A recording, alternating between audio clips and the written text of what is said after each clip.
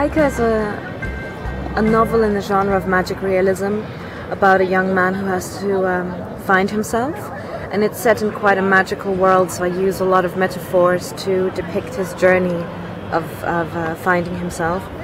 The idea is that he's got some kind of problem, his energy is congested and therefore there are knots growing out of his head, and he travels with a caravan of flying people through somewhere in Europe, I never really specify where, and one day he falls over the horizon. On the other side of the horizon is a desert where all unwanted, rejected things go, but also unwanted, rejected thoughts that humanity never wanted to finish thinking. He is accompanied by a little potato called Ochoa, who becomes his friend and teaches him about life and spiritual energies, and all the time Pachamama, or Mother Earth, is watching and sees him as a spiritual seed that refuses to blossom.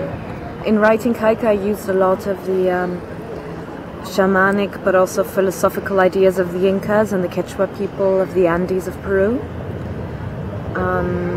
There are many Quechua words in my writing, which is something that I really like, such as just Pachamama, for example, is the most simple example.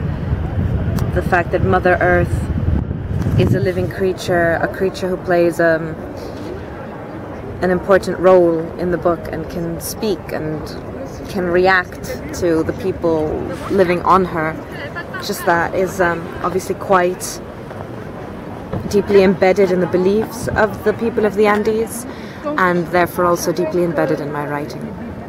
It's ironic because when I was traveling in Peru the last 3 months, I met a lot of people who I discovered are just like Damien, who have got these knots as well, and who also are just traveling in the hopes of somehow finding themselves and opening their knots. And I'd say so far it's my least autobiographical work that I have ever written, but it obviously has a lot of autobiographical elements. For example, my love for ethnobotany and plants and shamanic rituals, which I think are really endlessly fascinating, and my love for different cultures, the different beliefs of different people. I take my day-to-day influences and things that I learn and use them in my writing. With Qayqa it was the same. I would sometimes write pages and pages and pages, and then for months not even be able to write a single line, and then I'd learn something in life, I'd understand something new in life, and realize that that fit perfectly into where Damien was as a character, as a person, in his problem, and use what I had learned to continue writing Qayqa. So writing Qayqa was very much like growing spiritually as well. I usually compare it to method acting, and I always say that it's method writing. It's really experiencing, living yourself what your characters are experiencing in order to write about it better.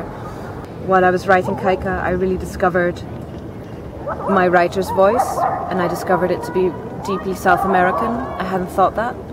And before I wrote Qayqa, I didn't really know what it meant to be Peruvian, and in writing Qayqa I learned what it means to be Peruvian. I've always identified myself primarily or even solely as a writer, and discovering that my writer's voice is South American obviously helped me feel South American.